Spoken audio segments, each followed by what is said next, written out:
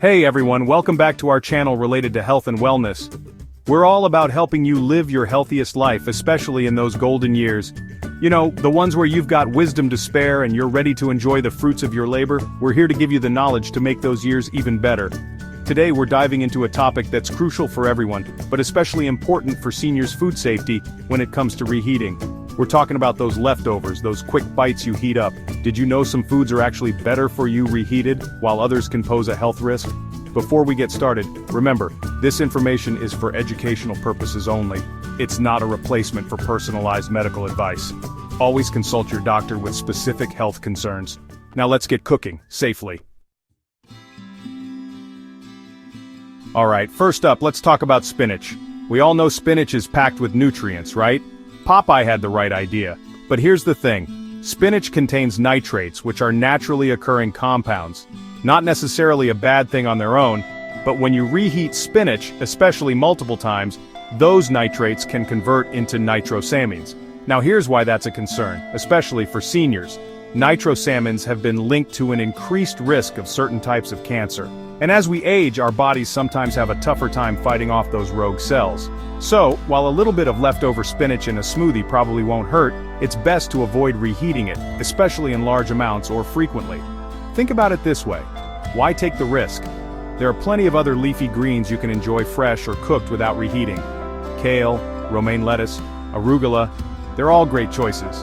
And remember, variety is key to a balanced diet. So next time you're thinking about reheating that spinach quiche, maybe opt for a fresh salad instead. Your body will thank you for it in the long run. Let's talk about chicken, a staple in many diets. It's a great source of protein, but reheating it, especially when it's on the bone, can be tricky. Here's the deal. Chicken is prone to bacterial growth, particularly salmonella. And while thorough cooking usually kills off these bacteria, improper reheating can allow them to survive and multiply. For seniors, this is especially concerning. As we get older, our immune systems naturally become a bit less robust. This means we might be more susceptible to foodborne illnesses, which can hit harder and linger longer. So what's the solution? If you're going to reheat chicken, especially bone-in chicken, make absolutely sure it's steaming hot all the way through. We're talking 165 degrees Fahrenheit. Use a food thermometer to be certain. And remember, reheating should only be done once. Even better, try shredding leftover chicken and using it cold in salads or sandwiches. It's a great way to add protein without the risks associated with reheating. Rice, a seemingly innocent side dish, can actually harbor a hidden danger when it comes to reheating, a bacteria called Bacillus cereus. This sneaky culprit can survive even when rice is reheated to high temperatures. And the longer cooked rice sits at room temperature, the more likely it is to multiply. Here's the thing about Bacillus cereus. It produces toxins that can cause food poisoning. Symptoms can range from nausea and vomiting to more serious complications, especially in older adults who may have underlying health conditions. So, what's the best way to handle leftover rice? First and foremost, cool it down quickly after cooking, and store it in the refrigerator within an hour. When you're ready to reheat it, make sure it's steaming hot all the way through and don't reheat it more than once. But honestly, the safest bet is to enjoy rice fresh. There are so many delicious ways to use leftover rice, fried rice, rice pudding, you name it. Get creative in the kitchen and avoid the reheating risk altogether. Now let's shift gears to a food that actually benefits from reheating: tomatoes. Yes, you heard that right. Tomatoes contain a powerful antioxidant called lycopene, which has been linked to a reduced risk of heart disease, cancer, and other chronic diseases. Here's the interesting part. Lycopene becomes more readily available for our bodies to absorb when tomatoes are cooked. And guess what? Reheating those cooked tomatoes further increases the bioavailability of lycopene.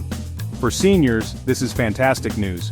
Lycopene's antioxidant properties can help protect against cellular damage, which is especially important as we age. It can also support heart health, which is crucial for maintaining overall well-being in our golden years. So, don't shy away from reheating those tomato-based sauces, soups, or stews.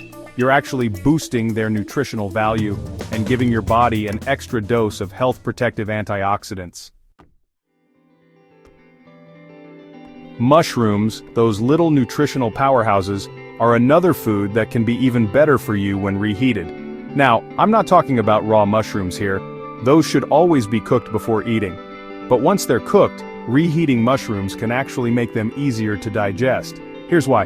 Mushrooms contain cell walls that can be tough for our bodies to break down. Cooking helps to soften those cell walls, but reheating takes it a step further, making the nutrients in mushrooms more accessible for absorption. For seniors, this is particularly beneficial.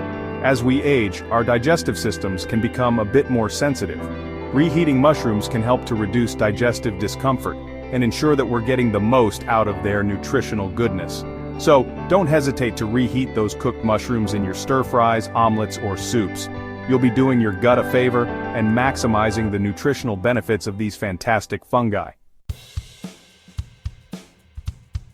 Last but not least, let's talk about legumes, lentils, beans, chickpeas, the whole gang. These nutritional powerhouses are packed with fiber, protein, and essential nutrients.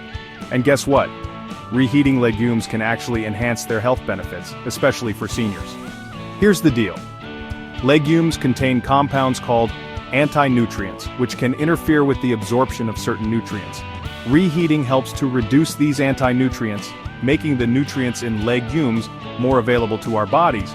But that's not all. Reheating legumes also increases their resistant starch content. Resistant starch is a type of fiber that acts like a prebiotic, feeding the good bacteria in our gut. This is fantastic news for seniors, as a healthy gut microbiome is linked to improved digestion, immune function, and even cognitive health. So go ahead and reheat those lentil soups, bean stews, or chickpea curries. You'll be boosting their nutritional value, supporting your gut health, and enjoying a delicious and satisfying meal. So there you have it, the do's and don'ts of reheating food for optimal health, especially in our senior years. Remember, food safety is crucial, and these tips can help you enjoy your meals while minimizing risks. Here are a few final tips to keep in mind. When using the microwave, make sure to stir and rotate your food halfway through to ensure even heating. Avoid reheating food more than once, as this can increase the risk of bacterial growth. And always store your leftovers in shallow containers and refrigerate them within 2 hours of cooking. Stay safe, stay sharp, and stay strong in your golden years.